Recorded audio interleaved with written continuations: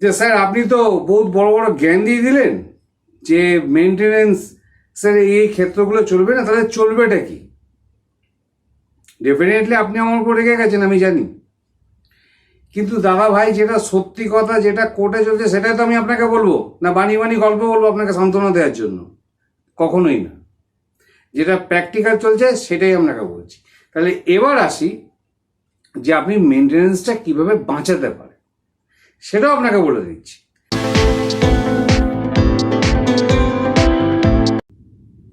নমস্কার বন্ধুরা,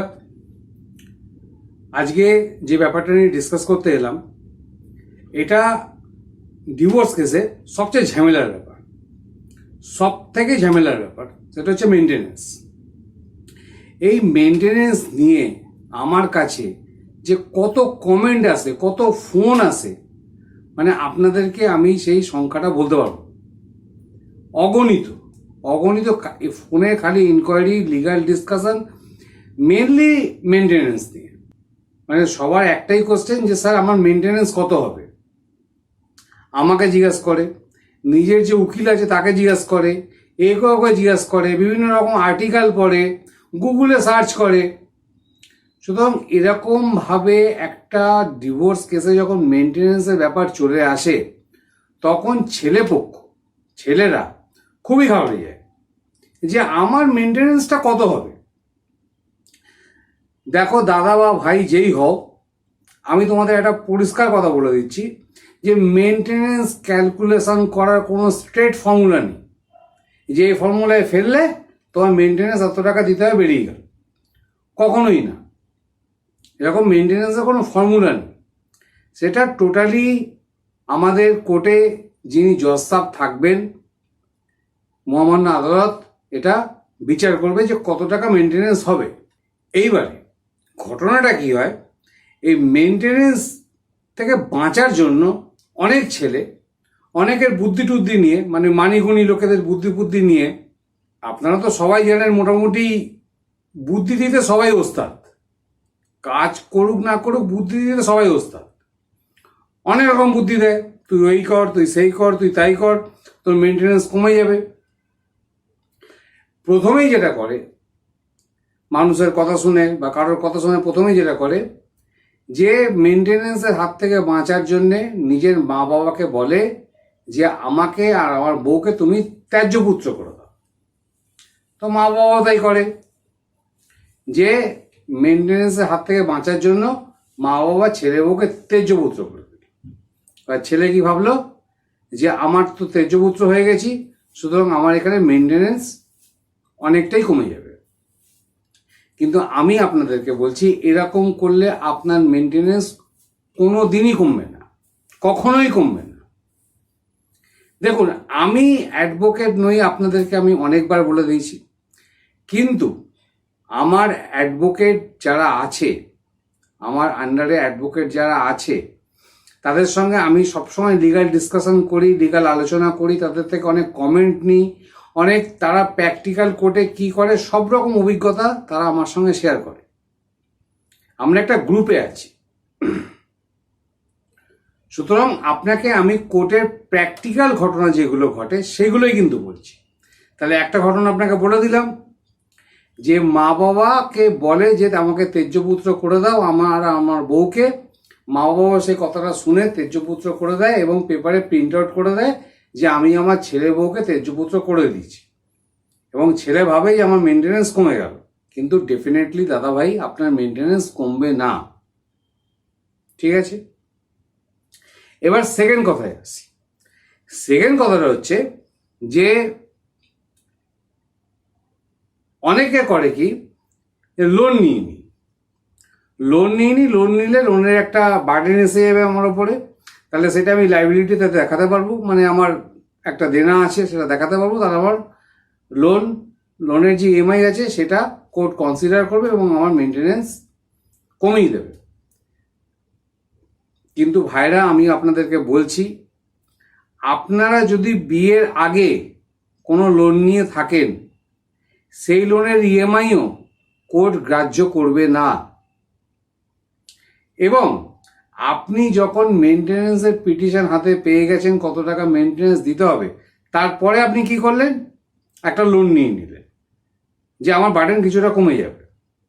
কখনো হবে না।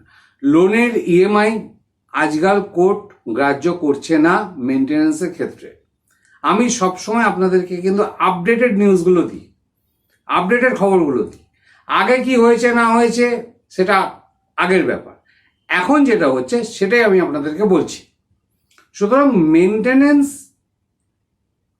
এই ক্ষেত্রে লোনের ইএমআই আপনি দিচ্ছেন সেইভাবে, সেটাতে আপনি বার্ডেন দেখাচ্ছেন, আপনি লাইবিলিটি দেখাচ্ছেন, আমার প্রতি খরচা আছে আপনি দেখাচ্ছেন, সেটা কোর্ট গ্রাহ্য করবে না এবং আপনার মেনটেন্যান্স কোনো রকমভাবে কম হবে না।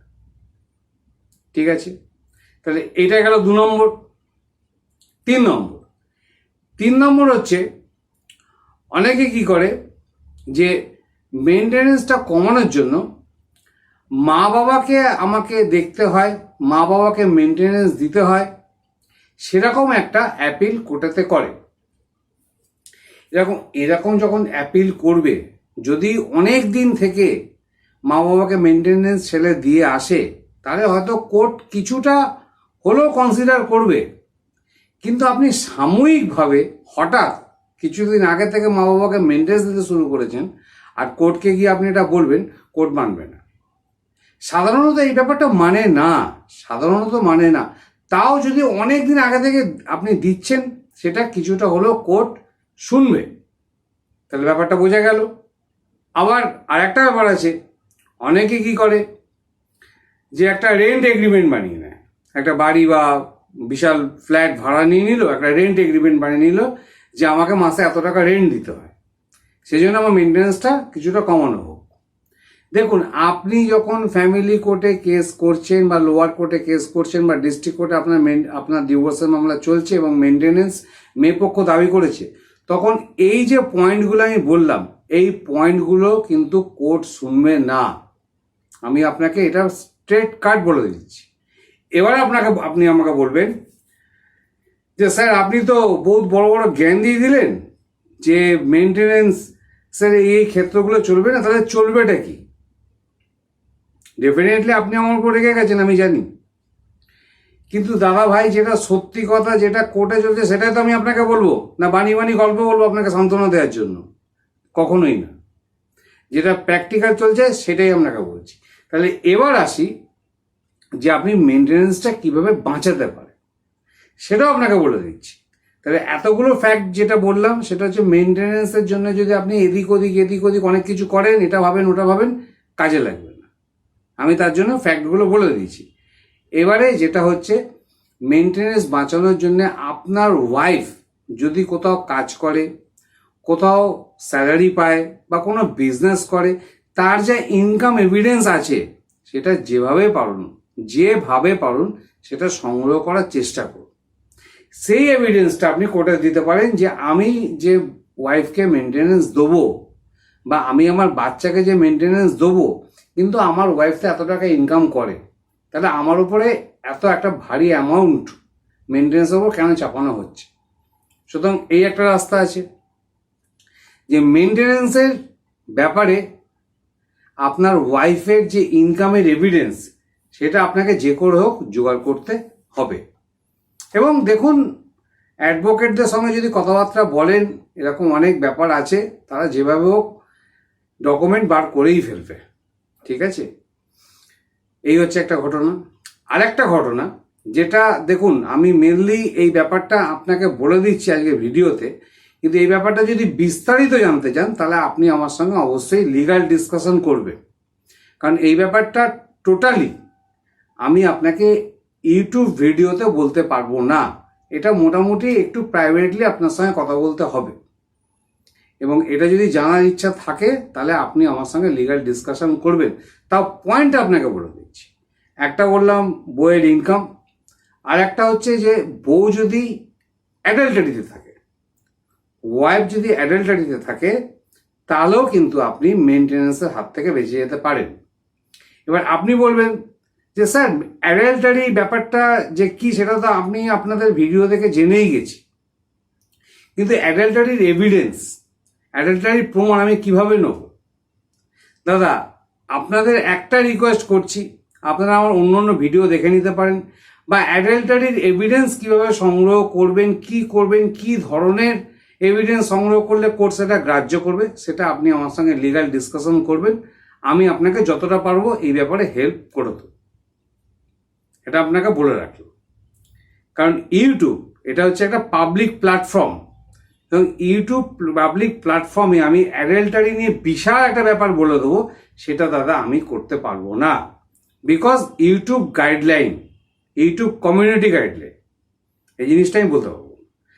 পয়েন্ট আপনাকে বলে দিলাম, আপনি রিসার্চ করে নিতে পারেন, ঠিক আছে। আর যদি রিসার্চ করার টাইম না থাকে, যদি খুব তাড়াতাড়ি থাকে, হুড়োহুড়ি থাকে, খুব চিন্তায় থাকেন, তাহলে আপনি আমার সঙ্গে লিগাল ডিসকাশন করবেন। এই অ্যাডাল্টারি ব্যাপারটা নিয়ে আমি আপনার সঙ্গে একটু আলোচনা করে নেব। এবং আমি কিন্তু লিগাল ডিসকাশনে 2-3 মিনিট কথা বলি না, মোটামুটি 15-20 মিনিট বা আধ ঘন্টা আপনার সঙ্গে কথা বলতে পারি, সেটা কেস টু কেস ভ্যারি করে। লিগাল ডিসকাশন আপনি আমার সঙ্গে করতে পারেন এই ব্যাপারে, ঠিক আছে।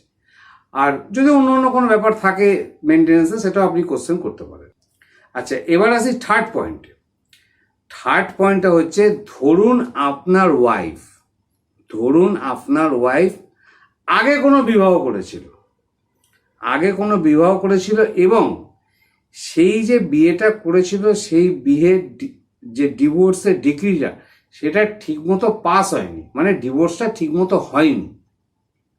এবার আগের পক্ষে যে হাজবেন্ড ছিল, তার সঙ্গে যদি ডিভোর্স ঠিকঠাক না হয়ে গিয়ে থাকে, তাহলে তো দাদা আপনি আপনার ওয়াইফের হাজবেন্ডই না, আগের যে হাজবেন্ড তাকেই পুরো মেনটেন্যান্সের ভারটা নিতে হবে। যদি ডিভোর্স ঠিকঠাক না হয়ে থাকে, সেটা আপনার ইনফরমেশনটা আপনাকে কালেক্ট করতে হবে। সুতরাং এই 3টে ব্যাপার যদি আপনি গুরুত্ব দেন, আলোচনা করেন, এবং এই 3টে ব্যাপার নিয়ে যদি চিন্তা ভাবনা করেন, তবে আপনার মেনটেন্যান্স অনেকটাই কমে যাবে, বা মেনটেন্যান্স নাও দিতে হতে পারে। তাহলে আজকের যে ভিডিওটা আমি বানালাম, সেটা কিন্তু খুব ইম্পর্টেন্ট ভিডিও। আপনি এই ভিডিওটা দেখার পরে একটা কনসেপশন নিশ্চয়ই হয়ে গেছে যে মেনটেন্যান্স দিয়ে এদিক ওদিক সেদিক ছল চাতুরি করে কোনো লাভ নেই। ওকে, আপনাকে যদি কেউ পরামর্শ দেয়, বুদ্ধি দেয়, এই করো সেই করো, আমি আপনাকে প্রত্যেকটা পয়েন্ট কিন্তু একটা একটা করে বলে দিয়েছি, এবং কোন জায়গাটা আপনি মেনটেন্যান্স থেকে বাঁচতে পারেন বা মেনটেন্যান্স কম হতে পারে, সেটাও আমি আপনাকে বলে দিয়েছি। তাহলে ভিডিওটা যদি একটু ভালো লাগে, কাজে লাগে, তাহলে পলাশ স্যারকে একটা অবশ্যই লাইক দেবেন, অবশ্যই চ্যানেলটা সাবস্ক্রাইব করবেন, এবং বেল নোটিফিকেশনটা অন করবেন। তাহলে যখনই আমি এরকম ইনফরমেটিভ ভিডিও ইউটিউবে লঞ্চ করব, ইউটিউবে আপলোড করব, তখনই ইউটিউব আপনাকে একটা নোটিফিকেশন পাঠিয়ে দেবে। অলরাইট, আর শেয়ার যে ব্যাপারটা, শেয়ারটা কিন্তু অবশ্যই করে দেবেন। আপনার নিজেরও ভালো হোক, অপরেরও ভালো হোক, সেই কথাটা চিন্তা করে শেয়ারটা নিজেদের ফ্যামিলি, বন্ধু বান্ধব, যাদের আপনার চেনাশোনা আছে, যাদের এই ইনফরমেশনগুলো দরকার, তাদেরকে শেয়ারটা অবশ্যই করে দেবে। তাহলে এটুখানি রিকোয়েস্ট থাকলো। আর এই ব্যাপারটা নিয়ে কিছুটা আমি আপনাকে বললাম, যে হিন্টস দিয়ে দিয়েছি। এর পরেও যদি আপনার কোশ্চেন থাকে, তাহলে ডেফিনেটলি নিচে নাম্বার দেওয়া আছে, আপনি সেই নাম্বারে আমার সঙ্গে লিগাল ডিসকাশন অবশ্যই করতে পারেন। তাহলে আজকের ভিডিওটা এখানেই শেষ করলাম। Thank you so much for watching this video. ভালো থাকুন, চিন্তা ভাবনা করুন, আর আমি আপনার সঙ্গে সবসময় আছি। আমার চ্যানেলে ইনফরমেশনগুলো ভালো করে কালেক্ট করুন, দেখুন।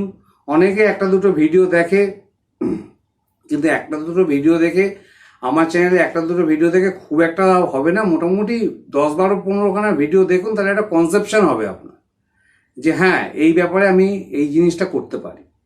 তাহলে মেনটেন্যান্সের ব্যাপারে আজকে খুব গুরুতর একটা ইম্পর্টেন্ট ইনফরমেশন আপনাদের দিয়ে দিলাম। আজ তাহলে আসি। থ্যাংক ইউ, নমস্কার।